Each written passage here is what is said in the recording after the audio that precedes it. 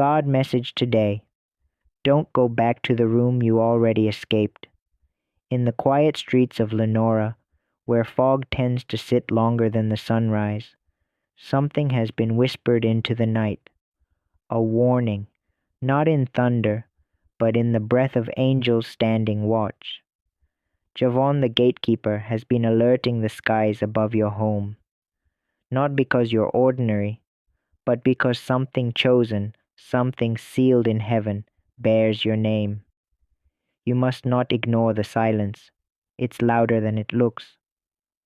April 23rd isn't just a date, it's a turning point. A paper with your name, Mireya Green, was signed without your knowledge in Coldwick County. Somewhere, a smile was exchanged for a signature that cursed your name in secrecy. But the angels intercepted it, just long enough for this message to reach you. Someone you blocked last season has been asking about you, using someone you didn't expect, someone who smiles in your presence but stains your name in your absence. A familiar voice may call again, pretending to care, pretending to change, but their arrival is not coincidence, it's surveillance. Their kindness isn't a gift, it's bait. Archangel Malachi said it clearly. The enemy will not knock, he will slide through cracks disguised as comfort. You've been dreaming strange lately. Flickering lights, birds circling at night, repeated numbers like 441 and 8377. They're not just dreams. They're sirens from the divine. They're signs from the spirit that your spiritual gate has a loose hinge and something intends to slip through. April 23rd is the chosen hour, not by man, by heaven, by those who've wept over your unspoken battles. You may feel uneasy inside your own home because something was said behind your back, in the very space you trusted. Words that were never meant to be heard again have resurfaced. They were reckless whispers, but they opened a wound in the atmosphere. The residue of that conversation lingers. That's why the air feels different. You are not paranoid. You are discerning. You must cleanse your space before the hour strikes. Your home, your heart, your trust. There is a woman, Talia, with a tongue dipped in honey but soaked in venom. Her greetings are sweet, but her intentions are silent weapons. She is the one who stirred the ripple that has now turned into a wave headed for your door.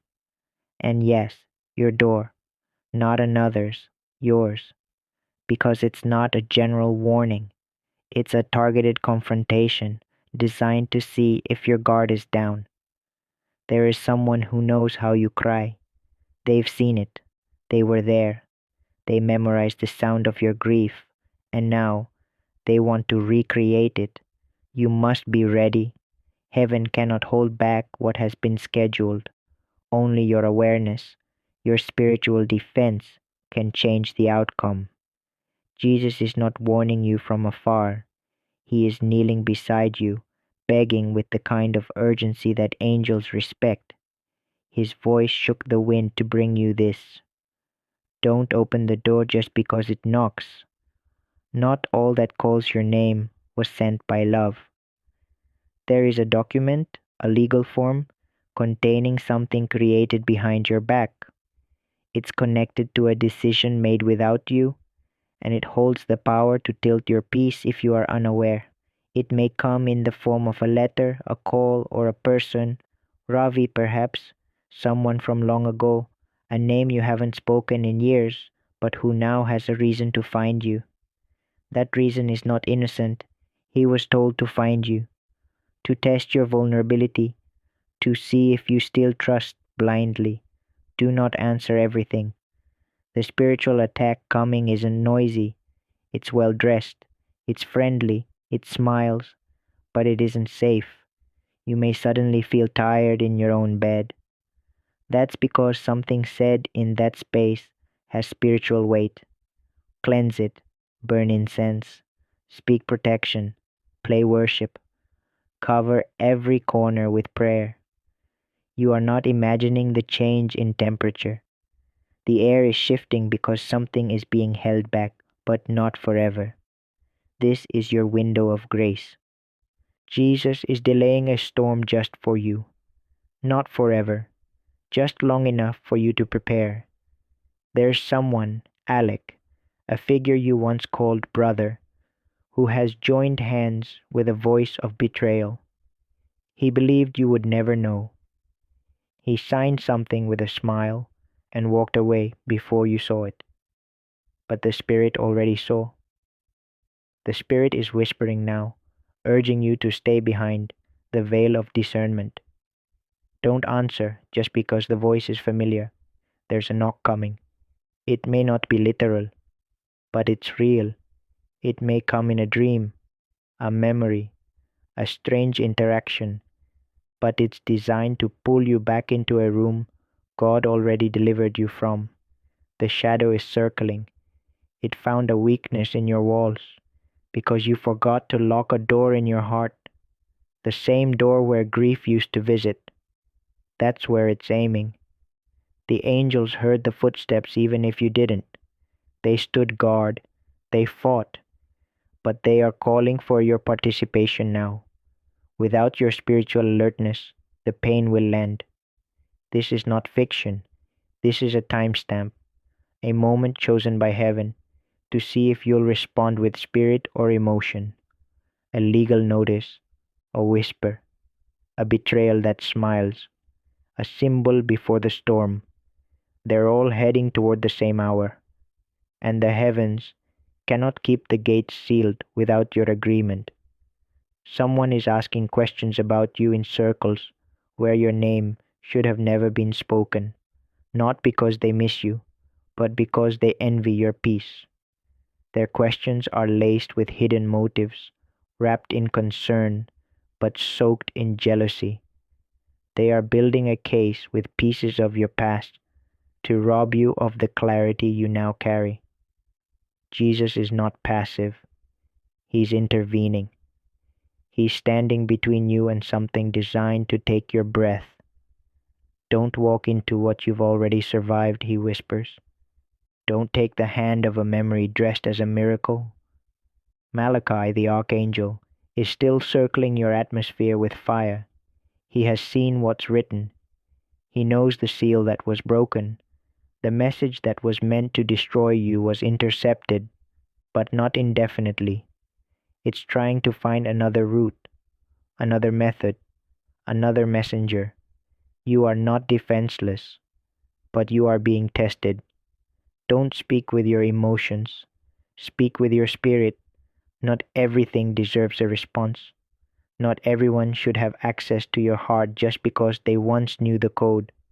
And so this ends right where it began, with Jesus still kneeling, not warning, begging for your attention, for your preparation, for your obedience.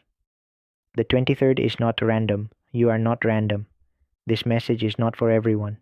It is for you. Title: The Day the Sirens Cried. April 23rd. Neela felt it before anything was spoken. That weight in her spirit. That breath that never quite settled in her chest. The wind that danced outside her window on the night of April 22nd whispered not comfort, but caution. There was no thunder, no warning in the sky, only silence so loud it made her ears ache. Silence that carried secrets. Her phone buzzed twice. Messages from Ava, someone she hadn't heard from in months. Just checking in, they read. Thinking of you. Too casual, too soft. Her soul recoiled. Across the city in Westbridge, a man named Malik stood pacing, his hand trembling above the send button. He'd been harboring a truth so heavy it had started to haunt his dreams, a truth that involved Neela, that involved the debt he never confessed, a choice he once made on her behalf without her consent, a lie wrapped in protection, or so he told himself. But now heaven was turning the volume up in his spirit. Angels were watching. They were stirring his sleep, tilting his balance, pressing their breath into his conscience. He knew if he didn't tell her, someone else would. The secret had reached divine courtrooms. The silence was no longer safe. Back in Neela's apartment, she was staring at her calendar. April 23rd had a circle around it she didn't remember making. There was a door she had planned to knock on that week, an opportunity she'd prayed for, an offer wrapped in luxury, clothed in admiration, but something in her gut screamed, "Not yet," because something was off.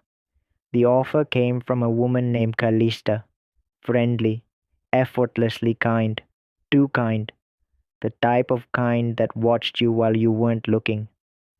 Callista smiled with her teeth, but her eyes screamed hunger, and now she was offering Neela something for free. But nothing is free in warfare. Across town, three voices murmured her name behind closed doors. One of them, a man named Reese, hesitated mid-sentence. He wasn't supposed to feel guilty. This was just business, strategy. But the weight of her name felt different in the air. It wouldn't float. It stuck to the ceiling and made the room feel smaller. "Maybe we shouldn't," he muttered. But the others ignored him because they had circled April 23rd for attack. They thought it would be her undoing. But it was the beginning of their exposure. A spiritual siren had been installed inside Neela years ago, during her darkest season. When she thought no one was listening, heaven planted a signal that only angels could hear. And now it was going off, not with noise, but with nausea, with restless sleep, with memories she didn't ask for. She dreamed of a closed courtroom, her name written in gold across scrolls, and a robe made of light standing between her and the accusation. "She doesn't need to speak," the figure in white said. "Her stillness is enough." So she obeyed. She canceled the meeting, blocked the number, didn't explain, just disappeared, and Callista's mask cracked. Elsewhere, Malik finally pressed send. The message hit her phone at 2:17 a.m. She didn't read it right away. She just felt it land. The weight of truth. The unraveling had begun. She wept. Not because of the confession, but because she wasn't crazy after all. Her instincts had been right the whole time. She remembered the night Malik's behavior shifted, the silence, the sudden withdrawal. He had known what she didn't, and now the lie was losing its grip. The morning of the 23rd, rain tapped her window, soft but steady, a divine delay. Something she was expecting didn't arrive. A person she trusted didn't show. And instead of panic, she felt peace, because heaven had intervened without ceremony. No trumpet, just cancellation. Someone tried to bait her into conflict that day, sent a message online, carefully coded, clearly about her, but no name.